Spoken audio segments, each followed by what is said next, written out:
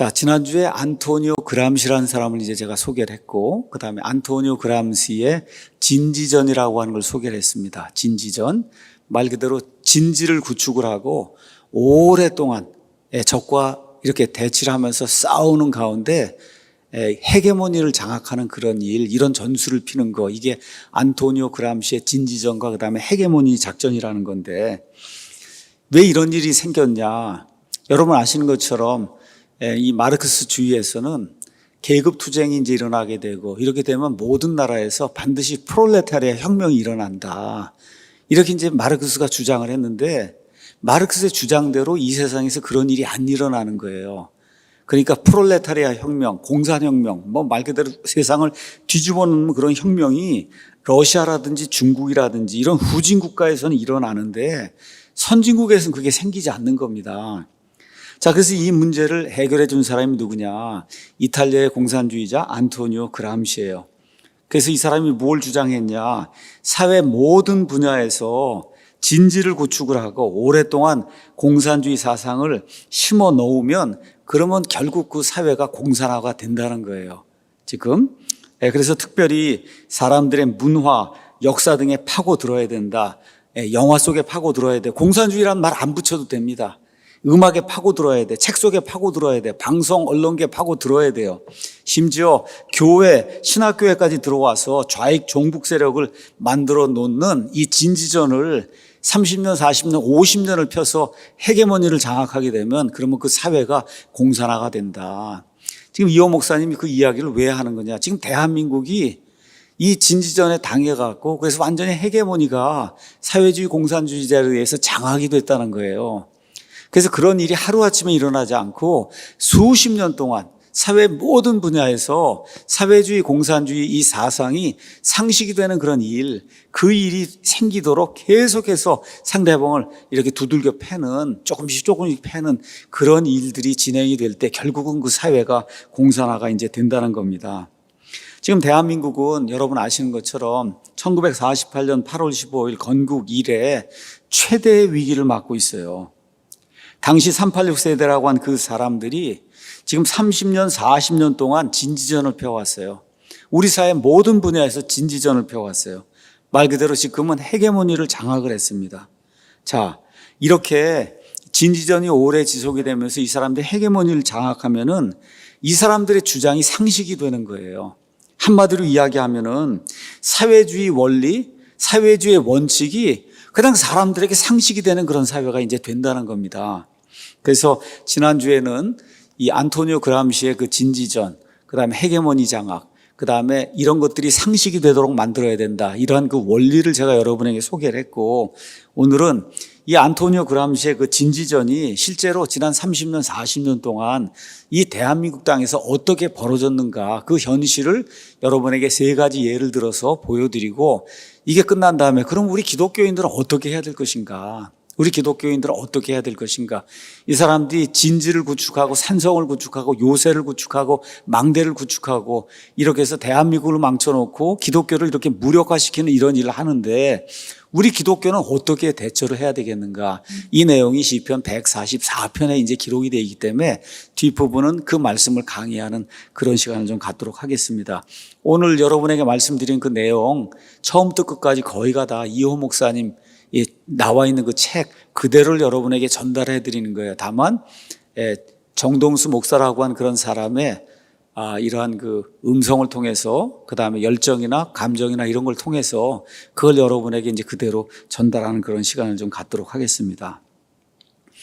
자, 이호 목사님이 안토니오 그람시의 이런 작전, 이걸 살펴봤으니 이걸 가지고 한번 대한민국을 한번 분석을 해보자. 첫 번째, 책 출판 분야를 분석을 해보자, 이렇게 이제 이야기했습니다. 그래서 여기 그 이호 목사님 그 글에 가서 보면은 책이 나오는데, 책을 이제 책의 저자에 대해서 이야기하는 거예요. 그러니까 뭘 이야기하려고 하는 거냐? 지난 30년, 40년 동안 말 그대로 베스트셀러 작가라고 한 이런 사람들이 알게 모르게 어떻게 사회주의, 공산주의 사상을 사람들에게 불어넣었는가, 이걸 지금 이야기하려고 하는 거예요. 그러면서 책을 하나 소개하는데 점점점점점 그 다음에 지식이라고 하는 그런 책이 있다, 이렇게 나와요.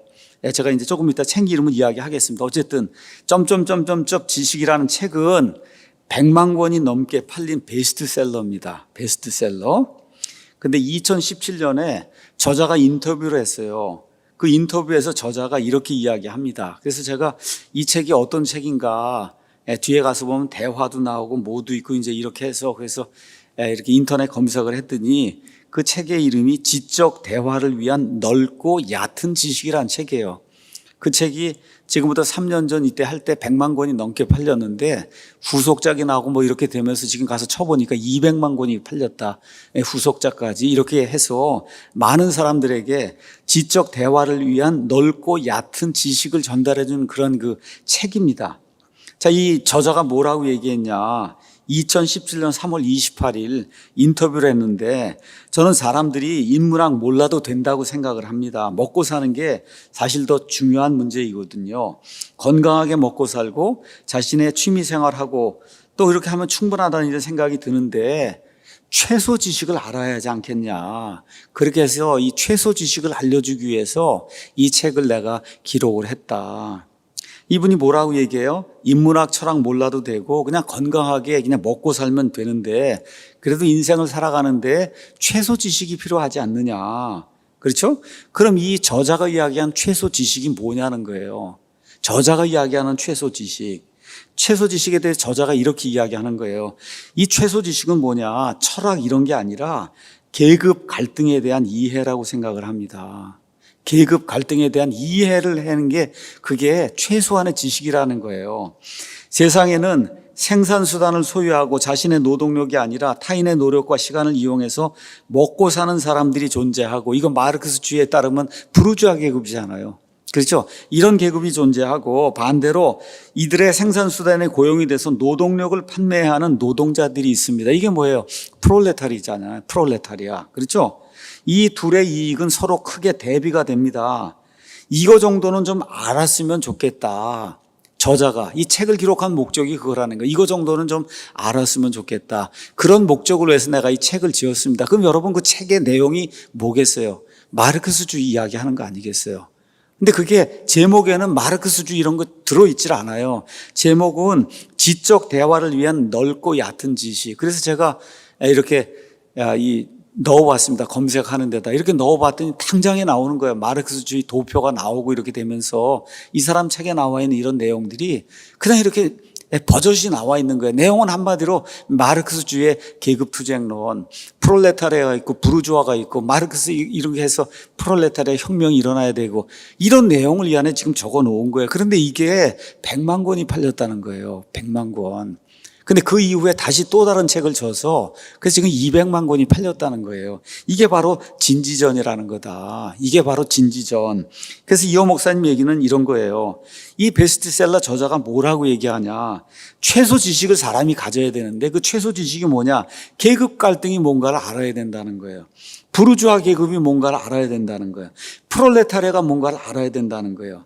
이게 이 사람이 언급하는 최소 지식인데 이것이 바로 뭐예요? 안토니오 그람시가 이야기한 거, 그 다음에 마르크스주의자들이 얘기하는 거, 레닌이 이야기하는 거, 김일성이가 이야기하는 거 똑같다는 거예요. 똑같이 그렇게 연결이 되어 있다는 거예요. 다시 말씀드려, 이 진지전을 구축하고 헤게모니를 장악하게 되면 그럼 어떤 일이 생기냐? 사회주의 원리 아니면 사회주의의 그 원칙들이 사회의 상식이 돼버린다는 거예요. 지금 우리나라에서 그런 일이 생겼다는 거예요. 우리나라에서 그런 일이 생겼다. 조정래 같은 그런 작가를 통해서. 그래서 이런 일이 자연스럽게 이렇게 생겨났다는 거예요. 지난 30년, 40년 동안에. 그러니까 지금은 이런 계급투쟁, 마르크스주의, 프롤레타리아 혁명, 이런 거를 이렇게 이야기해도 누가 거부하지 않는다는 게 상식이 됐기 때문에 베스트셀러 작가가 이런 것들을 이야기하기 때문에. 이호 목사님 이제 이야기 이렇게 해요. 저자의 책 제목을 한번 봐라. 제목이 뭐예요? 지적 대화를 위한 넓고 얕은 지식인데 이 안에 제목에 마르크스주의가 있어요. 안토니오 그람시가 있어요. 공산주의가 있어요. 사회주의가 있어요. 계급투쟁이 있어요. 아무것도 없어요. 뭐만 있냐? 대화, 지식. 듣기 얼마나 좋습니까? 그렇죠. 젊은이들 이렇게 현혹되기 얼마나 좋아요. 자, 근데 저자가 이런 방식으로 해서 결국은 뭘 설파하는 거냐? 마르크스주의, 계급주의, 계급투쟁을 설파하고 있다는 거예요. 이런 방식으로 치고 들어온다는 겁니다. 이게 얼마 동안 지속이 됐냐? 이 대한민국 땅에서 지난 30년, 40년 동안 이와 같은 일이 지속이 된 거예요. 그래서 인터뷰 저자가 이제 이렇게 이야기하는 겁니다. 설득의 가장 좋은 방법은 토론이 아니라 세뇌입니다. 세뇌. 어떻게 세뇌하면 되느냐? 계속해서 반복하면 된다. 그리고 인터뷰하면서 이 저자가 이렇게 얘기하는 거예요. 교회에서 목사님들이 왜 저렇게 목에 핏대를 세워서 어차피 신을 믿는 사람들이 모인 그 자리에서 신에 대한 믿음을 강조하는지 여러분 아십니까? 왜 국가를 사랑하는 사람들을 모아놓고 국가의 지도자가 애국에 대해서 강조하는지 아십니까? 예. 왜 내부 결속용 발언을 자꾸만 해대는가에 대해서 사실은 저 얘기를 하는 사람의 의도나 정치적 이해관계에 대해서 생각할 필요도 있다는 겁니다. 그게 정말로 세상을 바꾸는가? 이 사람이 마지막에 뭐라고 얘기했냐?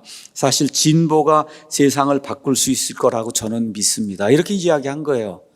그러니까 이거 아무것도 모르는 사람이 그냥 가서 읽는 거예요, 이거를. 근데 이거 저자의 맨 끝에 들어있는 그 의도는 뭐냐?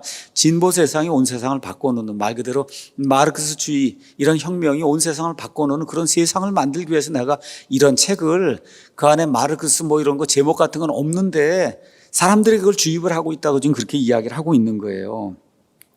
제가 지금 이렇게 말씀드린, 이호 목사님이 이렇게 말씀드린 이 책은 말씀드린 대로 현재 200만 부 이상이 팔린 베스트셀러입니다. 베스트셀러. 자, 이호 목사님 얘기가 이렇게 나옵니다. 예, 그의 인터뷰를 풀어보면 이런 목소리로 우리가 이해할 수 있어요. 교회에서 목사들이 하나님을 믿으라고 핏대를 올리느냐. 여기 하나님 믿는 사람들인데 거의가 다. 그건 내부 결속용이라는 겁니다. 교인들을 뭉치게 하려는 속셈이라는 거예요. 왜 나라 사랑하는 애국심을 자꾸 강조하냐? 수구 꼴통들이 애국심을 강조해서 권력을 장악하려는 거 아니냐? 그런다고 세상이 바뀌는 게 아니라는 거예요. 이 사람 얘기입니다. 이걸 우리말로 풀어 쓰면 애국심 강조하지 마라. 하나님에 대한 믿음을 강조하지 마라. 그렇게 말하는 사람들은 다 자기 이익을 위해서 그런 말 하는 거다. 진짜 세상을 바꾼 사람들은 진보주의자다. 이 사람의 말을 풀었으면 이렇게 우리가 해석을 할 수 있다는 거예요. 여기 나오는 진보는 좌파, 마르크스주의자들 이제 이야기하는 거예요. 결국 기독교와 애국 세력을 이 작가는 은근히 비판하면서 좌파야말로 진짜라고 이제 이야기를 하고 있는 거예요. 이런 생각을 가진 저자가 쓴 책 제목에 진보라는 말 없어요. 좌파라는 말 없어요. 공산주의, 그람시, 사회주의, 계급투쟁 이런 말 없어요. 대화나 지식 같은 듣기 아주 좋은 그런 말, 상식적인 그런 수준의 그런 단어만 거기에 이제 들어있는 거예요. 이런 것들을, 이런 작전을 통해서 지난 30년, 40년 동안 이 대중을 세뇌시켜 왔기 때문에 지금 대한민국이 지금 무너지고 있는 거다. 참 얼마나 예리한 분석인지 알 수가 없습니다. 두 번째, 교육 분야를 좀 들어보도록 하겠습니다.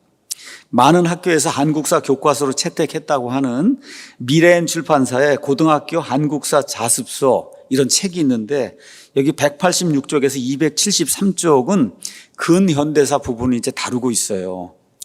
저와 여러분이 잘 알고 있는 김철원 교수님이 계십니다. 김철원 교수님 서울대학교 다니면서 공산주의 이론을 깊이 연구했다가 또 심지어 공산주의 혁명을 위해서 청춘의 한 시기를 불살랐던 그런 분이에요. 그래서 나중에 미국에 가서 신학교에서 바울 신학을 연구하면서 완전히 모든 것이 뒤집어진 이런 분이 여기 고등학교 한국사 자습서 이 책을 읽고 이렇게 소감을 피력을 했습니다. 그 한국사 자습서에는 놀랍게도 내가 대학교 때 그 운동권 공산주의 혁명하려고 이렇게 공부하고 그랬을 때 의식화 학습에서 공부했던 그런 내용 중 한국의 근현대사와 조선 공산주의 운동사에서 학습했던 내용들이 그대로 요약이 돼 있다는 거예요. 고등학교 아이들이 배우는 그런 자습서에. 자, 그러면서 이제 이렇게 이야기하는 거예요. 과거에 운동권 학생들이 공산화 혁명을 위해서 열심히 공부했던 내용이 현재 대한민국 교과서 자습서에 버젓이 실려 있다는 거예요. 그러면서 이런 걸 어떻게 알 수 있느냐? 그 안에 있는 단어들을 보라는 거예요.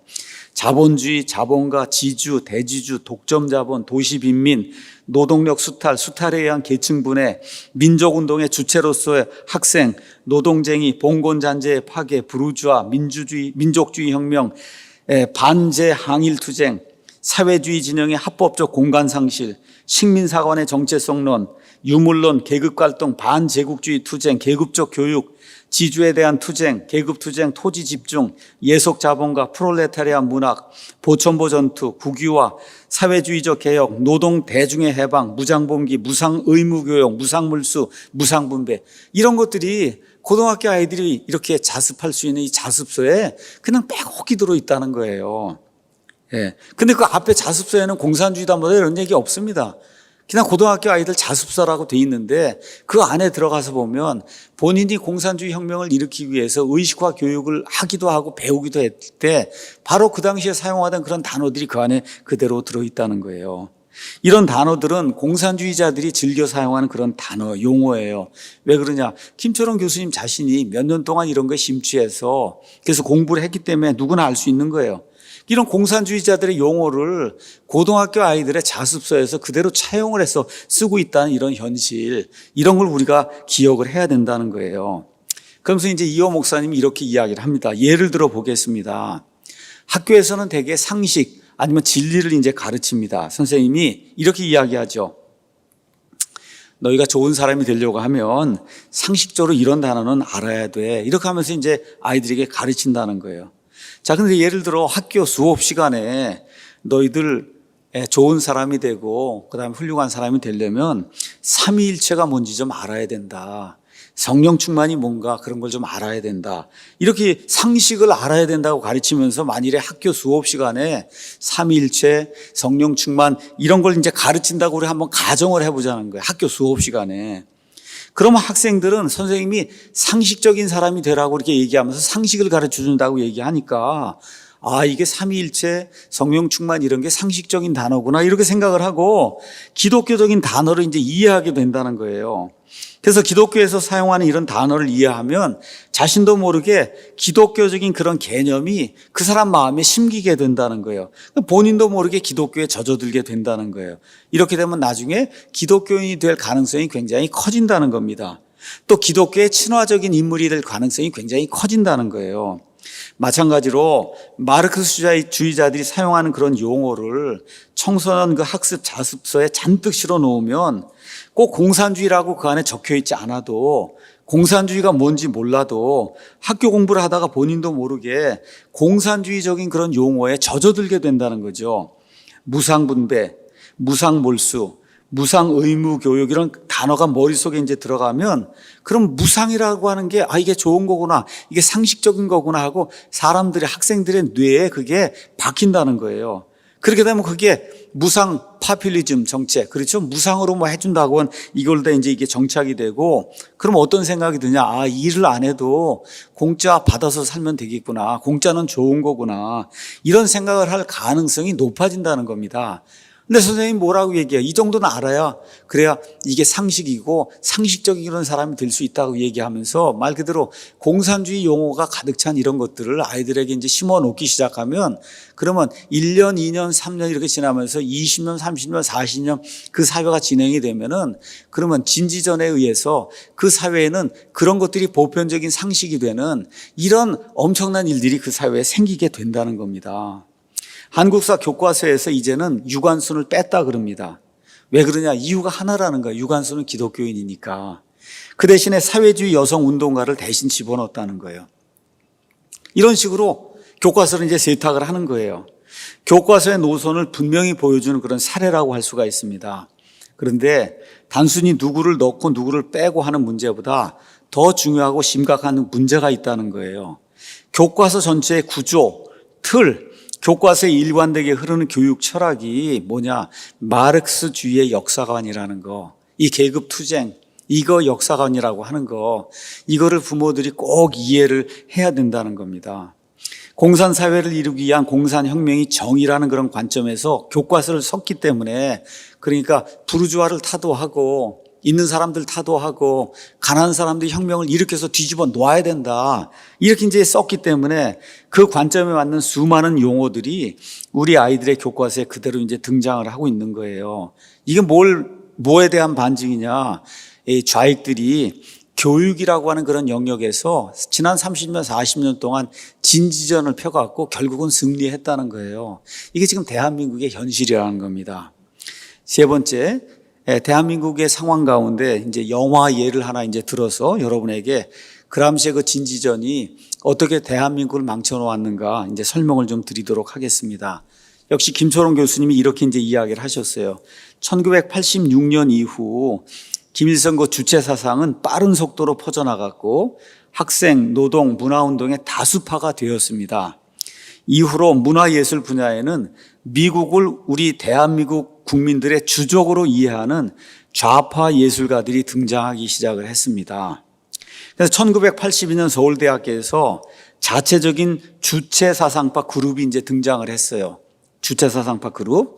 그 다음에 4년 후인 1986년에 주사파 혁명가들이 문화계로 대거 진출을 했습니다. 그래서 80년대 이후 대한민국에서 1,000만 명 이상이 보는 그런 그 영화, 그런 1,000만 명 관객을 동원한 영화의 리스트를 뽑아보면 저와 여러분이 언젠가 한번 봤던 국제시장 아시죠? 국제시장 정도를 제외하고는 모두가 다 좌경화된 영화라는 거예요. 80년대 이후에 1,000만 명 관중을 동원했던 그런 영화 리스트를 쭉 뽑아보면 김대중 정권이 들어서고 나서 1999년에 영화진흥공사를 해산을 시켰습니다. 영화진흥공사는 반공 우파 영화인들의 아지트였습니다. 이렇게 영화진흥공사를 해산시키고 뭘 만들었냐? 영화진흥위원회를 실시했어요. 여러분 벌써 위원회가 나오면 뭔지 아시겠죠? 좌익들이 가장 많이 사용하는 이와 같은 그 단체가 위원회입니다. 위원회. 자, 그래서 영화진흥위원회가 남북영화교류특별위원회를 또 만든 거야. 위원회 그냥 계속 위원회를 만드는 거예요. 그래서 영화진흥위원회 소속으로 우파 원로 예술가들을 쫓아낸 대표적인 인물이 누구냐? 문성근이다. 문성근이 무슨 말을 했어요? 100만 밀란을 일으키자고 선동했던 이런 사람이 문성근이에요. 그래서 영화진흥위원회는 남북 영화 교류 등 좌파들이 좋아하는 짓을 열심히 이제 했습니다. 그 결과로 영화계는 급격하게 좌경화가 됐어요. 수많은 반미 영화가 만들어졌습니다. 이런 영화들 가운데 가장 우수작으로 뽑히는 그런 작품이 있는데 그 작품의 제목이 괴물입니다. 괴물. 역대 흥행작 가운데 8위를 했다는 거예요. 외국 영화를 제외하면 역대 6위. 얼마나 많은 사람이 봤냐? 2006년에 1,300만 명이 봤다는 겁니다. 2006년에 1,300만 명. 줄거리가 이렇게 돼 있다는 거예요. 주한미군이 한강에 독극물을 뿌리고 그러니까 독극물을 먹은 물고기가 괴물이 됩니다. 주한미군이 독극물을 뿌려서 괴물이 나왔다. 이게 영화의 설정이에요. 그럼 이런 영화 설정의 의미가 뭐냐? 주한미군은 괴물이라는 거잖아요. 그렇죠? 제목도 그렇게 돼 있고 안에 내용이 그런 내용이에요. 그러니까 물러나라고 그렇게 이야기하는 게 이 영화의 핵심 내용인 거예요. 주한미군의 독극물을 마신 괴물이 이번에 누구를 납치하나? 여중생을 납치합니다. 여고생도 아니고 여대생도 아니고 왜 여중생이냐? 미군 장갑차에 여러분 교수님 미순이 깔려 죽었다고 하는 그런 사건 아시잖아요. 이게 연상이 되도록 그렇게 여중생을 납치하는 그런 일이 이제 생깁니다. 근데 어떤 일이 또 발생하냐? 이렇게 괴물이 여중생을 납치했는데 대한민국의 군인, 경찰, 정부 당국은 사실을 은폐하기에 급급했다는 거예요. 그게 무슨 얘기냐? 미군이 만든 괴물이 우리나라 국민을 특히 그 여중생을 괴롭히는데 정부 당국은 손을 놓고 있다. 이런 메시지를 계속해서 전달하는 거예요. 그러니까 미국이란 괴물이 지금 이 대한민국 땅에서 날뛰고 있는데 국가 공권력은 아무 제재도 하지 못한다. 대한민국이 미국의 식민지 아니냐. 이런 메시지가 그 영화 안에 가득 들어있다는 거예요. 그러니까 괴물이라는 영화를 하나하나 뜯어보면 처음부터 끝까지 반미 코드에 맞춰져 있다는 거를 누구라도 알 수 있다는 거예요. 근데 이런 영화들이 대한민국 사람들이 가장 많이 보는 그런 영화, 그런데 탑 10, 탑 20이 가서 보면 다 이런 좌익 영화라는 거예요. 반미 영화를 잘 만들어서 히트를 친 것도 참 한심스러운 일인데 얼마 전에 죽은 또 서울시장 박원순이라는 사람이 국민 세금으로 괴물 그 조형물을 만들어서 한강에 설치를 했어요. 언제 했냐? 이거 만들어진 지 한 9년쯤 지난 2015년 1월 1일 새해 첫날에 서울시에서 한강 이야기 만들기 사업을 시작을 한 거예요. 그 사업의 일환으로 10년이 지난 그 영화의 조형물을 여의도 한강공원 옆에 세워놓은 거예요. 영화 괴물을 잊지 마세요. 10년이 지났지만 꼭 다시 보셔야 됩니다. 라는 일종의 홍보로 해석이 될 수 있도록 이런 영화 이거 만들어가지고 여의도 한 공간에서 이걸 설치를 했다는 거예요. 그러니까 세월이 지나도 시간이 지나도 반미 영화는 꼭 봐야 된다. 그러니까 한강변을 걷고 있는 그런 시민들에게 이런 의식을 불어넣는 일을 하루 이틀 사흘 해서 계속해서 지금까지 30년, 40년을 진행을 해왔다는 거예요. 이호 목사님 이제 이야기입니다. 제가 오늘 3가지 이야기를 드렸습니다. 첫째는 출판 분야의 책 이야기 드렸고 100만 권, 200만 권 이상 팔린 그 베스트셀러 저자의 인터뷰 내용을 봤더니 말 그대로 안토니오 그람시의 진지전이 그대로 대한민국에 먹히고 있구나. 우리가 이제 금방 살펴볼 수 있었어요. 두 번째는 교과서를 살펴봤습니다. 그 안에 공산주의 사회주의적인 용어가 가득 차 있는 걸 우리가 이제 살펴봤어요. 셋째는 반미 영화, 괴물이라는 이런 반미 영화를 만들고 그것도 모자라 이 좌익 세력들이 이 조형물까지 만들어서 영화가 만들어진 지 10년 이후에 지금 만들어진 지 20년이 됐잖아요. 그렇죠?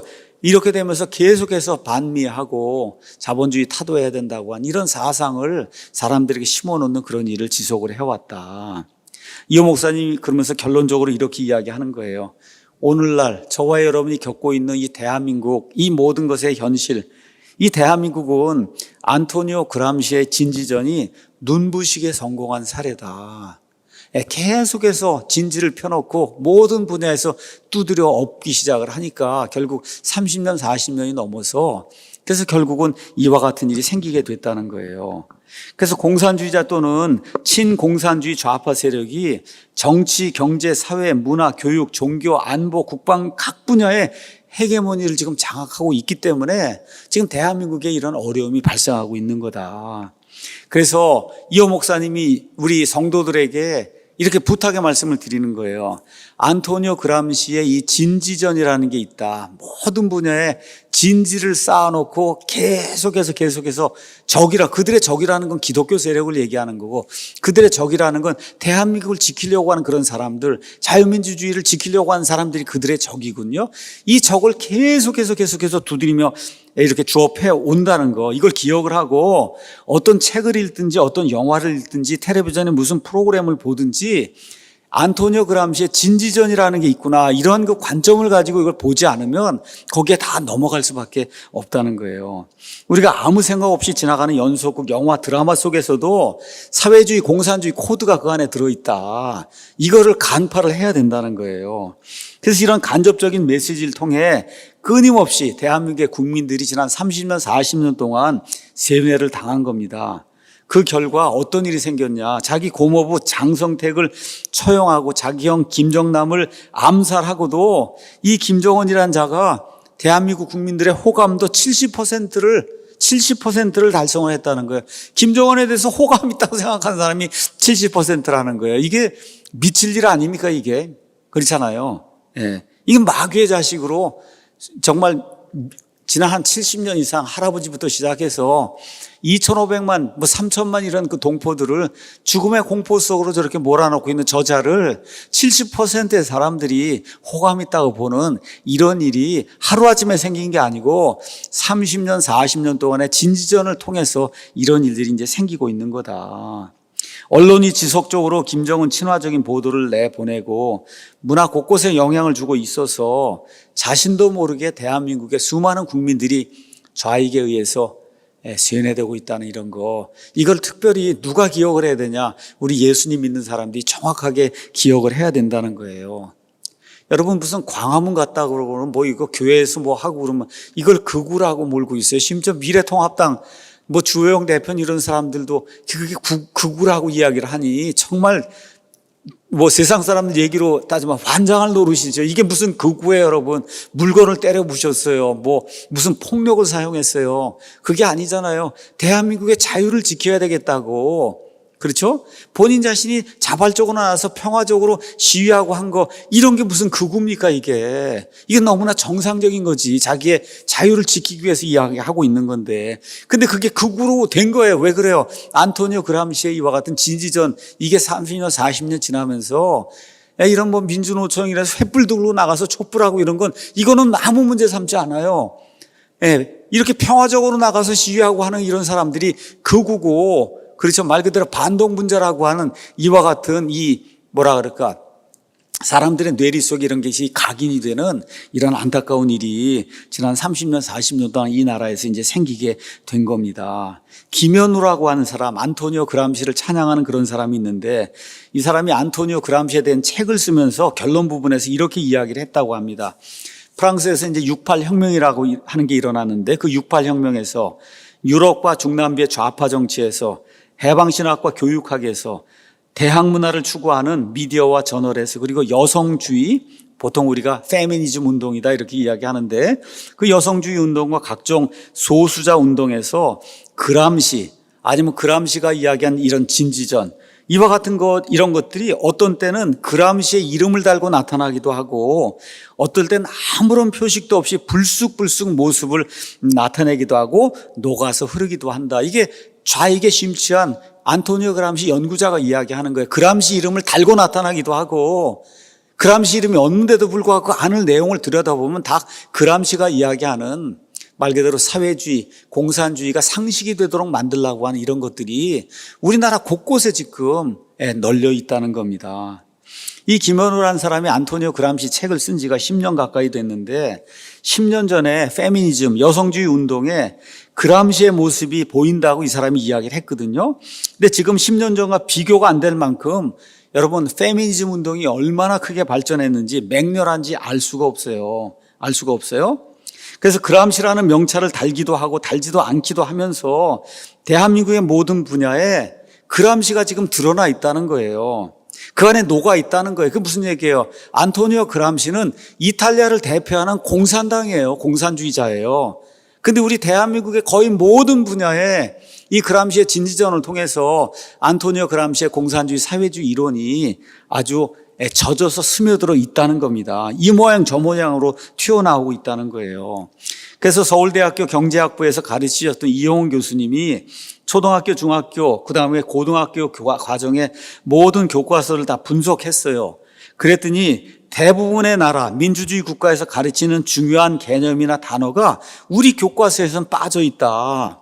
그 단어나 개념이 뭐냐? 바로 자유라는 거예요. 자유가 빠져 있다는 거예요. 아이들의 교과서에. 그러니까 초등학교, 중학교, 고등학교 교과서가 자유를 가르치지 않고 있다. 왜 그러냐? 공산주의들이 가장 싫어하는 게 자유라는 거예요. 공산주의자들이 가장 싫어하는 게. 그래서 심지어 여러분 알고 있듯이 현 문재인 정부는 헌법을 개정하려고 하지 않았습니까? 그렇죠? 그 우리 헌법에 있는 자유민주주의를 그냥 민주주의로 바꾸려고 개헌을 시도했어요. 여러분, 공산주의자들도 본인들은 다 공산주의라고 얘기 안 해요. 다 민주주의 한다고 이야기합니다. 그래서 공산주의자들의 민주주의는 그냥 공산주의로 바꾸면 되는 거예요. 북한의 국명이 뭐예요? 조선민주주의 인민공화국이에요. 저 북한도 민주주의 공화국이라고 이야기해요. 이들의 여기 민주주의는 뭐예요? 여기 프롤레타리아. 그렇죠? 공산주의를 지금 이야기하고 있는 거예요. 그 공산주의자들은 자유민주주의를 용납할 수 없기 때문에 그래서 어떻게 해요? 자유를 빼려고 노력을 하는 겁니다. 또 하나 가르치지 않는 개념이 있어요. 그건 바로 준법 정신입니다. 법 지키는 걸 가르치질 않아요. 미국은 준법 정신을 확실하게 가르칩니다. 미국 학생들이 노는 걸 보면 참 부럽습니다. 이호 목사도 5년인가 미국 가서 이제 살다 왔어요. 입시 지옥이란 한국과 달리 아이들이 정말 고등학교 때까지 많이 놉니다. 그렇지만 세 가지는 꼭 가르쳐요. 첫 번째는 뭐냐? 세금 잘 내야 된다. 두 번째, 남에게 피해 끼치지 말라. 세 번째, 법을 지켜야 된다. 이 세 가지만 지키게 만들어도 이게 정말 훌륭한 교육이라는 거예요. 세금 잘 내고 법 지키고 남에게 폐를 끼치지 않은 이런 훌륭한 시민이 되는 거, 이게 고등학교까지 가르쳐야 될 그런 내용인데 이런 것들을 가르치지 않는다는 거예요. 그러니까 미국 학생들은 대학에 가서부터 본격적으로 이제 공부를 하는데 한국에서는 고등학교 졸업할 때까지 놀지도 못하고 죽어라고 공부만 하라고 하는데 실제로 이런 인생의 기본이 되는 자유와 준법 정신을 안 가르친다는 거죠. 준법 정신을 배우지 않으니까 법을 어기고 어지럽고 지저분한 그런 사회가 돼요. 어떻게 경찰서에 가서 경찰서에서 폭력을 경찰에게 행사할 수가 있어요? 이건 있을 수 없는 거예요, 이게. 그런 일이 지금 우리 대한민국에서 지금 일어나고 있는 거예요. 왜 그러냐? 교육이 잘못됐기 때문에 그렇다. 이영훈 교수님이 이렇게 이야기를 하셨어요. 자녀가 성인이 되었어도 부모에게 의지하고 또 이런 자녀를 그냥 받아주는 이런 풍토는 이런 교육의 토양에서 길러진 것입니다. 정신적, 물질적으로 독립하지 못하는 개인, 이거는 자신의 자유의지가 침해를 당해도 분노하지 않는 사람이 된다는 거예요. 독립을 하지 못하니까 자신의 독자성에 자존감을 느끼지 못하는 그런 사람이 된다는 거예요. 그러니까 어떤 사람이 돼요? 국가가 먹여주는 대로 그냥 거기에 순응하고 따라가겠다는 이런 사람이 될 수밖에 없다는 거예요. 그래서 때나 무리에 섞일 때는 안락감을 느끼고 자신의 노력 없이 누군가의 도움을 이렇게 기대하는 그런 사람으로 자꾸 만드는 이러한 교육이 이루어지면 그럼 결국 국가가 멸망할 수밖에 없다는 거예요. 이런 일이 지난 30년, 40년 동안 이 땅에서 안토니오 그람시의 진지전을 통해서 모든 분야에서 이게 확산이 되며 야금야금해서 나라를 지키려는 그런 세력들을 다 부숴버렸기 때문에 지금 21세기 이 땅에서 이런 안타까운 일이 지금 생겨나고 있다. 자, 이렇게 이제 이야기하면서 이제 또 뭐라고 이야기하느냐. 이호 목사님이 이제 이야기를 하는 거예요. 저는 학생들에게 강의하면서 자주 도전의 이야기를 줍니다. 어떤 도전의 이야기를 주냐. 이승만 대통령 얼마든지 비판해도 좋다. 단, 전 세계에서 유일하게 공산화를 막아내고 최강대국 미국과 맞짱을 떠서 굴복시킨 그 천재성과 용기를 먼저 배우고 그만한 실력자가 된 뒤에 그분을 욕해라. 그렇게 이야기한다는 거예요. 박정희 대통령 잘못한 거 많다고 욕해도 좋다. 그러나 불과 한 세대 만에 20년, 25년 만에 3천만, 4천만이 넘는 사람을 절대 빈곤에서 탈출시킨 말 그대로 능력과 그 열정을 배워서 박정희처럼 위대한 능력자가 된 다음에 실력자가 된 다음에 그 다음에 욕해도 늦지 않다. 그렇게 이야기를 한다는 거예요. 젊은이가 실력도 제대로 갖추지 않고 기성세대가 썩었다느니 세상이 썩었다느니 이런 비판만 잘하는데 이게 잘못된 겁니다. 청년 세대가 보기에 기성세대가 형편없이 보일 수도 있어요. 하지만 인생을 살아보면 그 정도가 되기도 쉽지 않다는 걸 깨닫게 돼요. 제가 이제 나이가 60이 됐습니다. 지금 대한민국 여러 가지가 부족한 게 있어요. 그럼에도 불구하고 가서 다른 나라하고 비교해 보면 이건 말 그대로 천국입니다. 이거 대한민국이. 이 정도를 만들기 위해서 우리 부모들, 우리 할아버지들이 얼마나 많은 고생을 했는가를 우리 젊은 사람들이 생각을 이거 거저 이루어진 것이 아니에요. 이 정도 사는 게 이게 천국 다음에는 여기가 천국이에요. 이게 대한민국이. 이걸 저와 여러분이 꼭 깨달아야 되는 겁니다. 자, 그래서 우리 어머니 아버지가 어떻게 고생했는지 한번 국제시당 영화를 다시 한번 봐야 돼요. 얼마나 고생을 했는가. 그래서 내가 노력해서 능력자가 되어보니 기성세대가 별로 대단하지 않다. 이렇게 얘기하는 건 괜찮아요. 먼저 실력자가 되고 능력자가 된 다음에. 그런데 그런 거 해보지도 않고 기성세대가 나쁘다. 아버지 어머니가 잘못했다. 이렇게 이야기하는 것은 합당하지 않다는 거예요.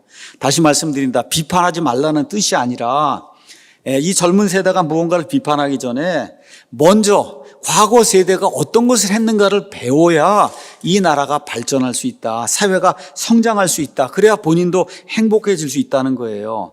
그래서 과거를 제대로 배우고, 그렇죠? 배울 걸 제대로 배우고 버릴 걸 버리고 이렇게 하면서 비판도 하고 이렇게 해야만 그래야 나라가 이제 성장할 수 있고 개인도 이제 성장할 수 있는 겁니다. 자, 여기까지가 이제 이호 목사님 지금 우리나라 대한민국이 이 진지전을 통해서 어떻게 멸망됐는가 이 내용이고 이제 결론의 말씀을 이호 목사님이 성경 말씀을 통해서 주고 있는데 이 내용도 상당히 중요하기 때문에 제가 조금 더 진행하도록 하겠습니다. 결론의 말씀을 이제 여러분에게 드리겠습니다. 자, 그러면 우리가 나라가 이 모양이 되고 교회가 이 모양이 됐는데 어떻게 싸워야 되겠냐. 공산주의자들은 어떻게 진지전을 편다 그랬어요. 진지전. 그러니까 우리는 우리나라 나름대로 하나님 나라의 진지전을 펴야 된다는 거예요. 자, 공산주의자들은 어떻게 이야기하냐? 공산주의, 사회주의 사상을 가지고 정치, 경제, 사회, 문화, 교육, 종교, 안보, 국방 모든 분야에 들어가서 진지를 구축하고 산성을 구축하고 망대를 구축해서 헤게모니를 장악해라. 그렇게 이야기한다는 거예요. 자, 그럼 우리는 어떻게 하냐? 이들의 전략에서 한 단어만 바꾸면 된다는 거예요. 공산주의, 사회주의 사상을 뭐로 바꾸면 되냐? 하나님의 말씀으로만 바꾸면 된다는 겁니다. 다시 말씀드려, 하나님의 말씀을 가지고 정치, 경제, 사회, 문화, 교육, 종교, 안보, 국방 모든 분야에 들어가서 진지를 구축하고 헤게모니를 장악하는 그런 일 누가 해야 되냐? 대한민국의 그리스도인들이 그 일을 해야 된다는 거예요. 이 일을 통해서 이 나라가 바로 세워질 수 있고 교회가 사람들에게 빛과 소금의 역할을 감당할 수 있다는 거예요. 자, 그럼 하나님 나라의 진지전을 어떻게 펴느냐? 성경 말씀을 제대로 봐야 된다는 거예요. 오늘 우리가 시편 144편 말씀 읽었습니다. 1절에 가서 보니까 이렇게 돼 있어요.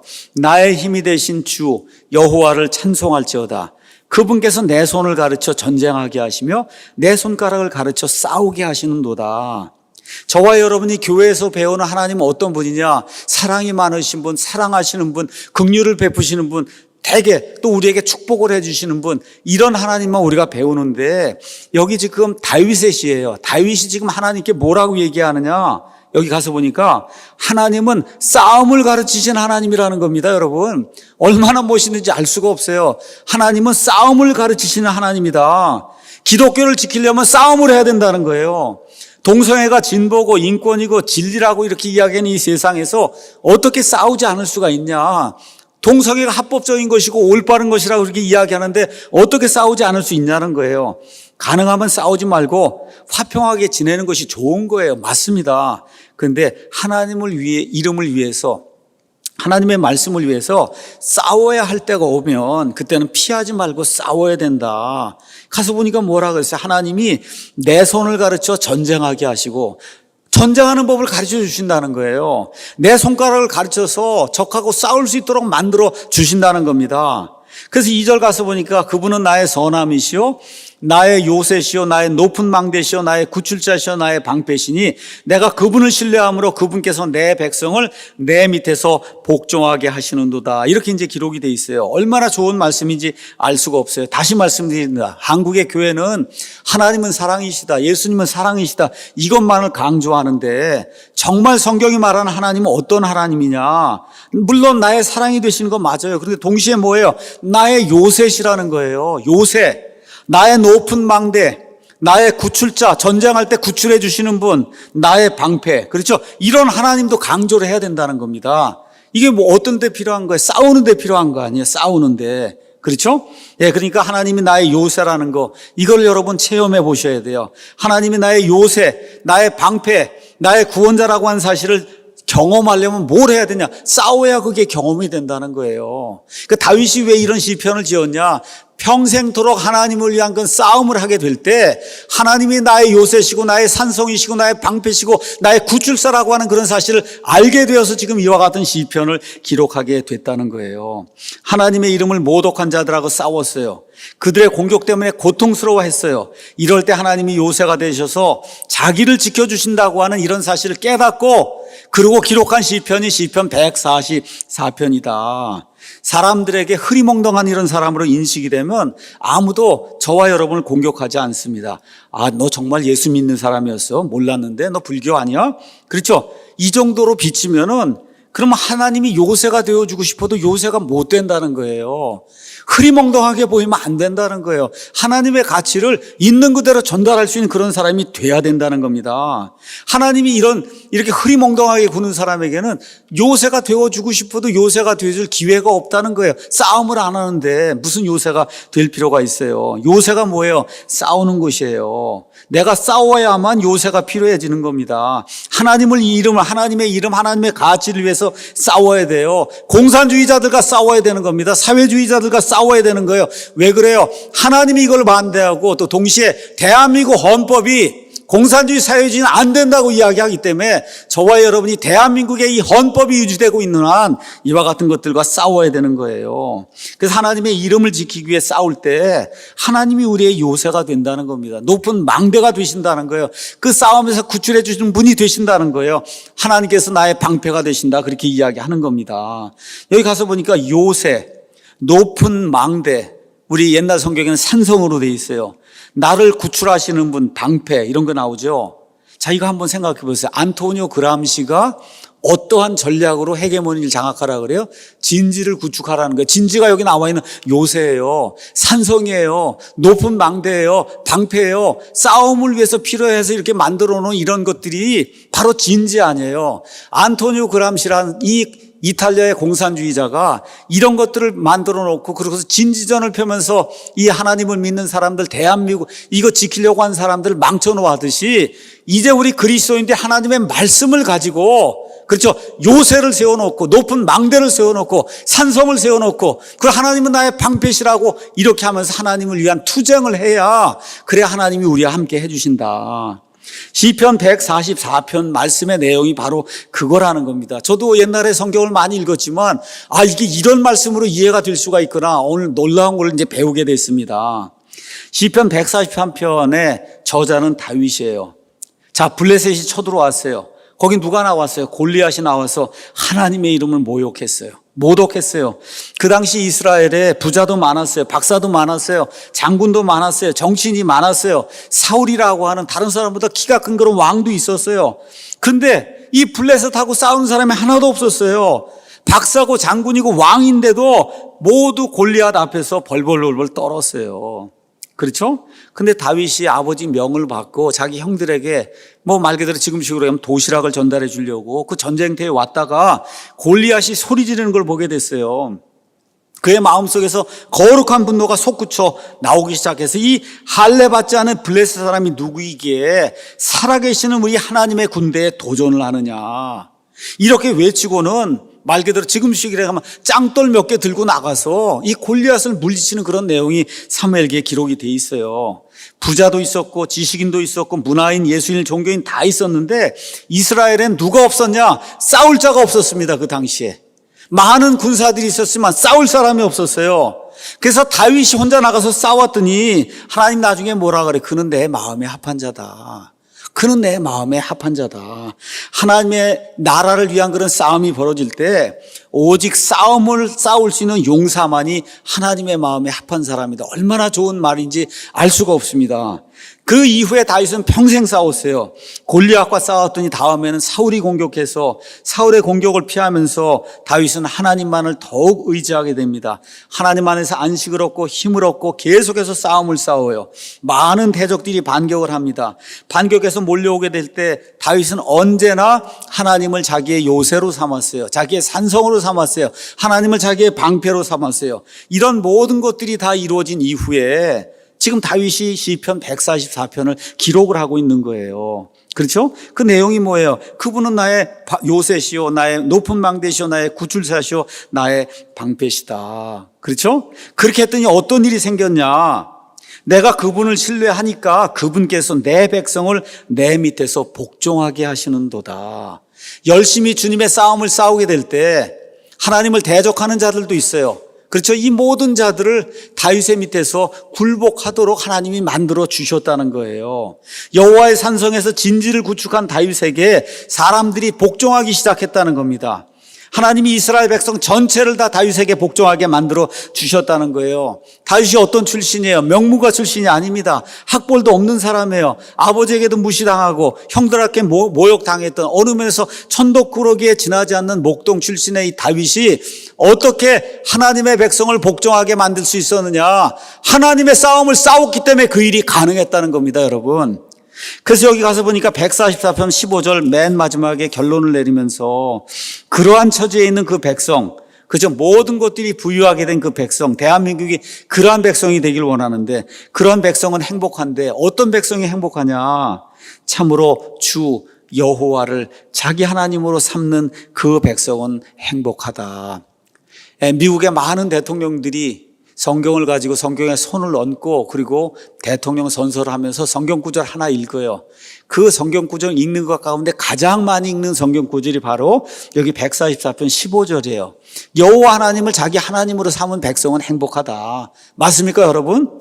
소련은 스탈린을 자기 하나님으로 삼았다가 완전히 멸망했어요. 북한은 김일성을 자기 하나님으로 삼았다가 다 굶어 죽었어요. 우리 대한민국은 이승만 대통령을 통해서 여호와 하나님을 자기 하나님으로 삼는 그런 나라로 1948년 8월 15일에 건국이 됐습니다, 여러분. 기독교 정신으로 건국이 돼서 눈부시게 성장하고 한강의 기적을 이루었어요. 근데 지난 30년, 40년 동안 공산주의자들이 헤게모니를 장악하면서 하나님을 하나님으로 섬기지 못하는 그런 일이 발생하면서 이제는 교회에 모여서 이렇게 대면으로 예배를 드릴 수 없는 이런 비참한 처지에 우리가 빠지게 된 겁니다. 그럼 대한민국을 어떻게 바로 잡아야 되냐? 여기 지금 답이 있는 거예요. 여호와 하나님을 자기 하나님으로 삼은 백성은 행복하다, 복이 있다. 예수님을 잘 믿는 국가, 여호와 하나님을 자기 하나님으로 삼는 그런 백성, 진리의 말씀이 성경 말씀을 따르는 그런 국가가 돼야 하나님이 약속하신 축복을 받는다, 행복한 사람이 된다고 성경이 우리에게 이야기하고 있습니다. 그래서 기독교 대한민국의 비전을 위해서 우리 모두, 우리 사랑침례교회, 저를 비롯해서 사랑침례교회 모든 성도들, 대한민국의 모든 그리스도인들이 진지를 구축하고 마귀 이런 괴계들 다 물리칠 줄 아는 싸울 수 있는 그리스도인이 되기를 예수님의 이름으로 축원합니다. 기도하고 마치겠습니다.